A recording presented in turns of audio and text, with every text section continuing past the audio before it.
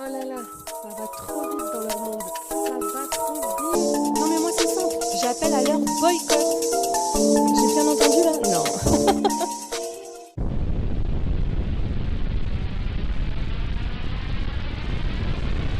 Bonjour, bienvenue sur Best of TV. Alors, comment ça va? Ben moi ça va, mais apparemment ça va un petit peu mieux pour Neouda. Effectivement, elle prend enfin la parole pour s'expliquer. Vous êtes certainement au courant de ce qui s'est passé entre Neouda, Ricardo et le maire de Saint-André, Joël Bédier, sur l'île de la Réunion. Et bon, je vous donne quelques petites explications en plus. Rappelez-vous, en live, j'avais fait un live donc avec des intervenants en direct de l'île de la Réunion et j'avais osé poser deux questions. Une, vous êtes vraiment sûr que le maire, comme selon ses dires, n'était pas au courant qu'il y avait le tournage des Anges? Ouais, j'avais donc dit hier en live aussi que, bien évidemment, cela était faux, hein, qu'il était bien au courant, puisque il voulait pas de ce tournage. Et la deuxième question était à propos du fils du maire. Donc vous allez écouter Neouda, vous verrez que Ricardo, par contre, a bien été le premier à mettre sa main sur le fils du maire. Et un petit mot pour Neouda qui dit que, bon ben voilà, en gros, sa fille était là et qu'elle criait arrêtez, arrêtez. Je vais bien vous laisser l'écouter parce qu'elle s'explique longuement.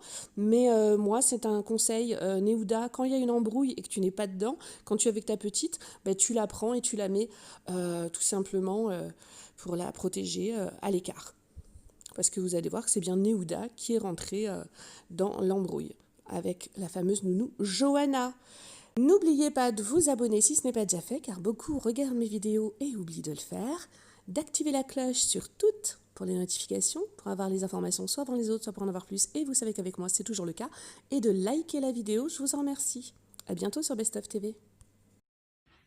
Je vais tout simplement... hello tout le monde. J'ai réfléchi à plusieurs façons de commencer cette vidéo. Et je pense pas avoir trouvé la bonne.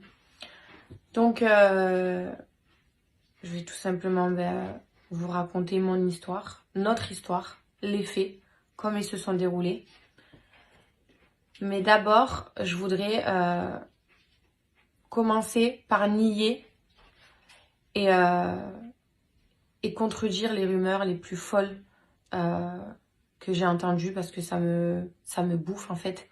Et je pense que c'est à cause de ces rumeurs-là que je reçois la plupart des menaces chaque minute sur mon téléphone, sur mes réseaux.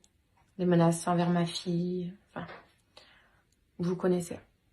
Du coup, première chose, c'est que j'ai entendu qu'il s'agirait d'une agression envers un homme, une femme et envers ses enfants, qu'on aurait tapé. Stop. Ce n'est pas vrai, c'est totalement faux. Et ce n'est même pas de ça dont nous sommes accusés. D'accord? Donc vous mettez de côté, vous enlevez la femme et les enfants, s'il vous plaît. Deuxièmement, j'ai entendu que l'histoire serait partie de Ricardo et moi. On est en train de manger, puis on croit qu'on nous prend en photo. Alors on va dire, vous arrêtez de nous prendre en photo, et de là ça part en cacahuète. Je vous arrête, ça n'a rien à voir non plus. Donc l'histoire n'a absolument pas démarré ni de moi ni de Ricardo. Nous étions à part. L'altercation a commencé sans nous. Voilà. Ça, c'est les points que je voulais éclaircir avec vous. Donc, pour reprendre les faits, voilà, ça faisait 3 jours que vous le savez, on était à La Réunion, dans un hôtel. Tout le monde savait l'hôtel où on était. Pendant ces 3 jours, on a croisé des fans, on a croisé des Réunionnais adorables, on a pris des photos de bon cœur. On a été ultra gentils, à la hauteur de l'accueil qu'on a reçu des Réunionnais, qui ont été ultra sympas. Et heureusement, ça me fait garder un bon souvenir des Réunionnais, de l'île de la Réunion malgré tout. Ensuite,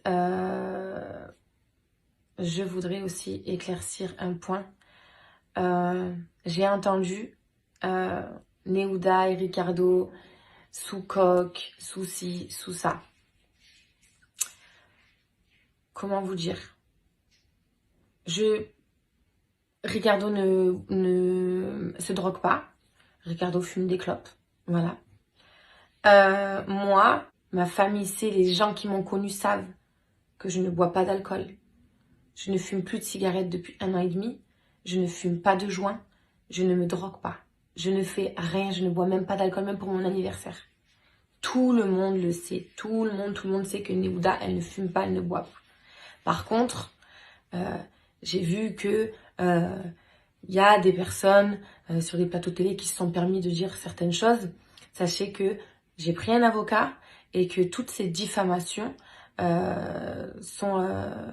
ont été actées et les plaintes vont être déposées. Parce que je ne laisserai pas les gens me salir.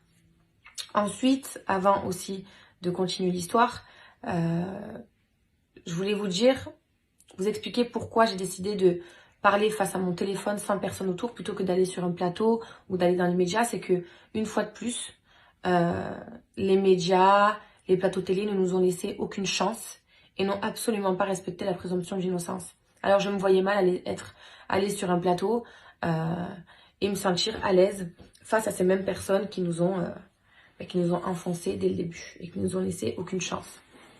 C'est vrai que Ricardo et moi, on est les coupables idéaux. Je vais sûrement pas vous contredire, mais c'est pas pour autant que nous sommes coupables. J'ai une mauvaise expérience en France avec la télé, etc. J'ai une mauvaise réputation, mais putain, je vais vous prouver qu'on n'est pas des monstres et nous ne sommes pas des monstres. Absolument pas. Alors, pour continuer l'histoire. Donc, ça faisait 3 jours qu'on était à La Réunion, tout s'est super bien passé. Dimanche midi, on s'est réunis pour aller manger comme à notre habitude. Il y a une grande terrasse et une petite extrémité de la terrasse est séparée par une baie vitrée qui est fumée, donc on ne peut pas voir à travers. Ricardo, mon papa, Laïa et moi, on a l'habitude de se mettre ici. Comme ça, on est à l'écart, personne ne nous voit. Et comme ça, on n'est absolument pas stressé de savoir qui pourrait prendre ma fille en photo ou non. Voilà. On a amené notre fille, c'est à nous de la protéger et c'est à nous de faire en sorte de s'éloigner un petit peu des foules et des téléphones, ce qui est normal. Et ce jour-là, on n'a eu aucun souci par rapport à ça.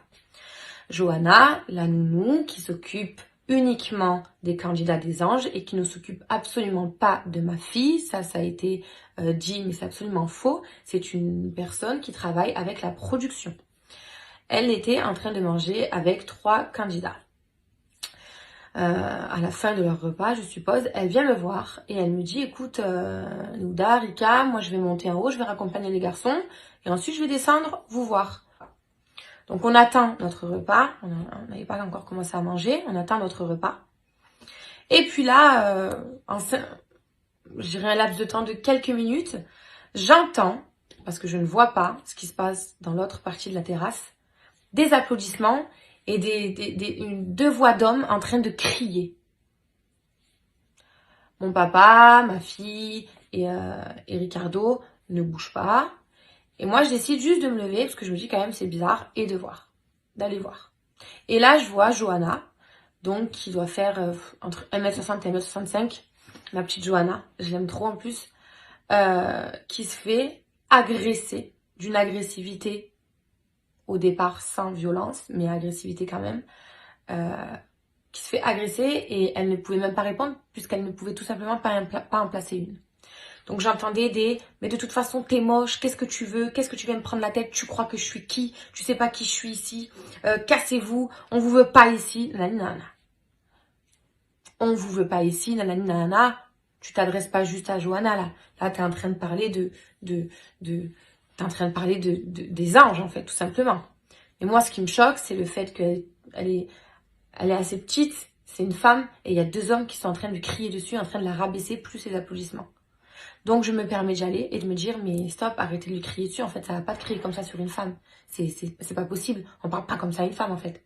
Et à mon tour, je me fais allumer. Et ça repart de plus belle. Mais vous croyez où? Mais on s'en fout de vous, etc. Qu'est-ce on s'en fout de vos photos? Moi, pour le coup, je savais pas que ça parlait de photos, puisque j'étais pas là au début. Donc je savais même pas pourquoi l'altercation avait commencé. De là, un groupe de filles, pendant l'altercation, Ricardo était toujours avec ma fille à table, il n'était absolument pas là, il y a juste mon papa qui s'est levé, parce que mon père, forcément, c'est la première personne qui a envie de me protéger. Donc il est venu juste parce qu'il a vu que je suis partie, il a dit je vais pas la laisser partir seule. Donc de là, les hommes qui crient, moi sur le côté, une table de filles m'appelle, me dit Néouda, je dis oui, Elle me dit, écoute, elle me dit, la fille, elle est venue nous voir, elle nous a prévenu pour les photos, etc. Je suis désolée, mais nous, on n'est pas des sauvages, en fait. Si on a envie de prendre une photo, on va vous demander gentiment, on va pas venir vous la voler, on va pas venir la voler, donc je vois pas pourquoi elle vient nous voir, etc. Donc en gros, je comprends que ils auraient mal pris que la nounou est allée les voir en leur disant, écoutez, faites attention pour les photos, s'il vous plaît, les diffusez pas, etc. Faut pas les diffuser si vous en prenez.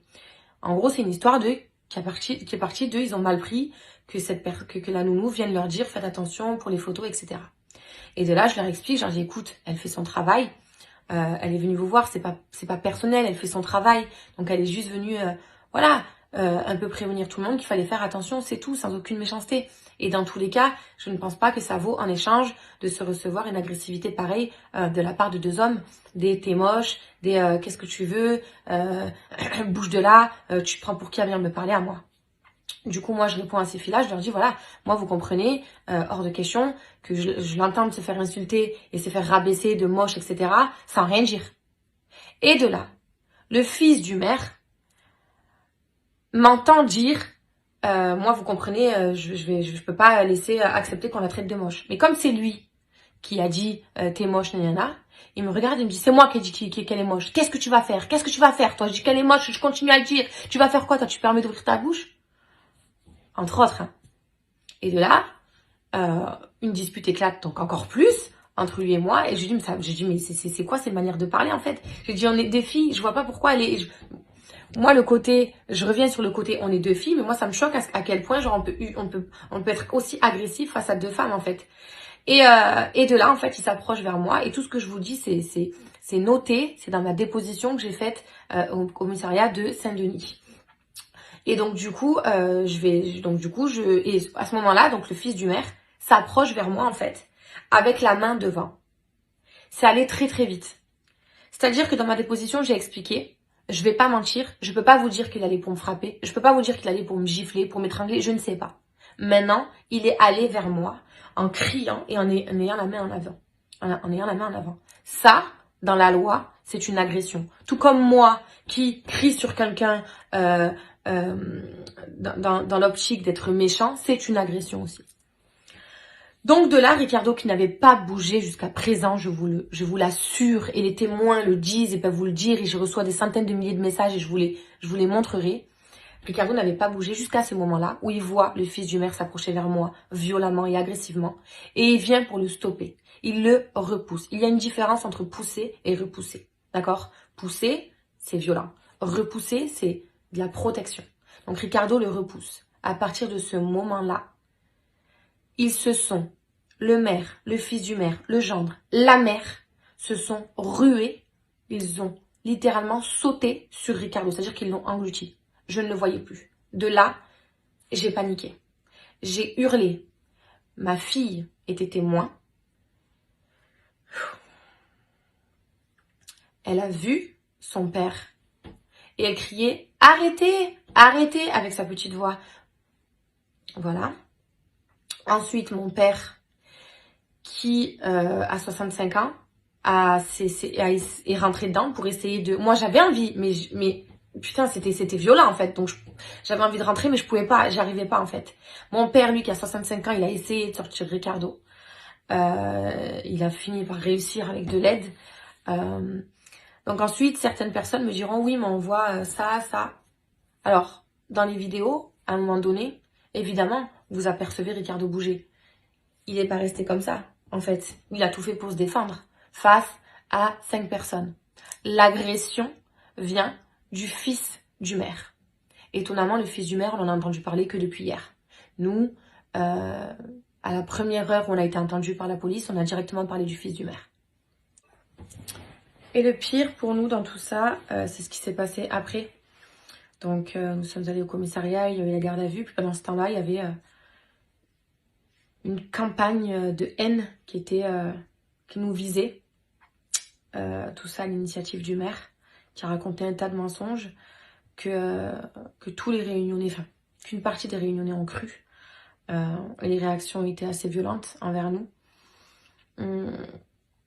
Une partie des Français aussi ont cru à cette histoire, donc nous ont tout simplement détestée. Donc on reçoit des menaces, des insultes.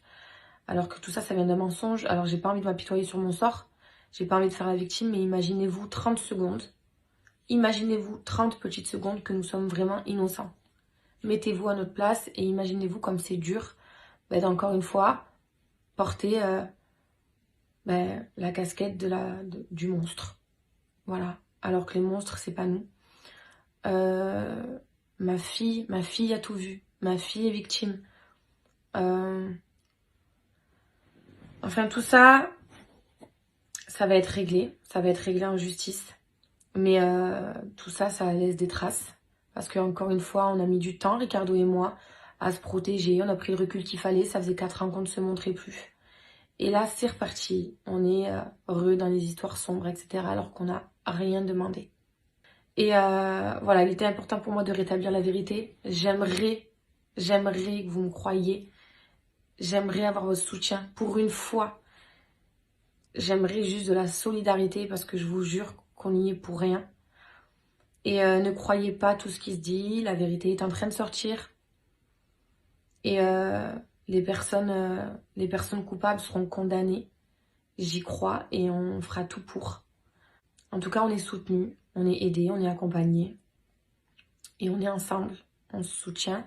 C'était important pour moi de rétablir ma vérité et la seule vérité.